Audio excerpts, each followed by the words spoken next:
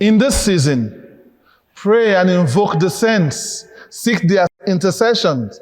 Oh yes, God hears our prayers through them as well.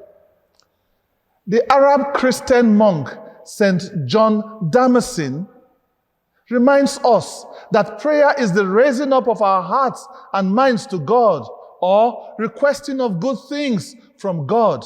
And I always like to add, thanking Him for the past, and like Oliver Twist, asking for more.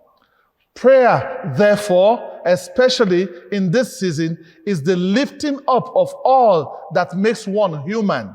My body, my heart, my will, all a total submission to God, submitting all that I am in prayer. Prayer is more like then presenting me as a creature back to the Creator. It is me taking a place in the divine assembly. Prayer here includes the different forms. 1, adoration, which is also called worship. 2, contrition, which is also called reparation. 3, thanksgiving. 4, supplication, also called intercession, petition. We pray to God, who is the source of all good. We pray to the saints in heaven, especially the Blessed Virgin Mary. For me, I like to refer to her always under 2 special titles, as 1, the mediatrix of all graces, and 2, the undoer of knots. We pray that God will hear us through their prayers and merits. The first image I have of God hearing our prayers is one of an individual making an appeal to Christ.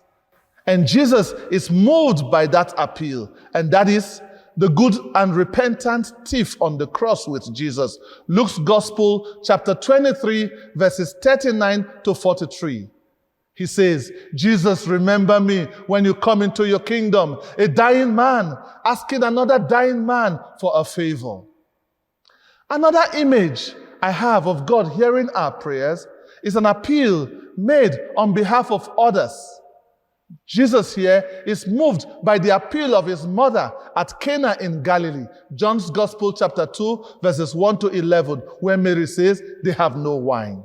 A third image I have in my mind is that made on behalf of another person. As Jesus was moved by the appeal of the Syrophoenician woman for her daughter. Matthew's Gospel, chapter 15, verses 21 down till 28. And the appeal again of the centurion for his servant. Matthew's Gospel, chapter 8, verses 5 down till 12. God indeed never stops answering our prayers. But why then do we stop praying? He's still at work. He never stops working.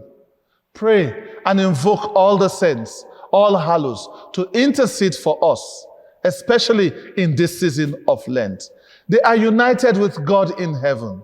Let us be united with them in and through our prayers.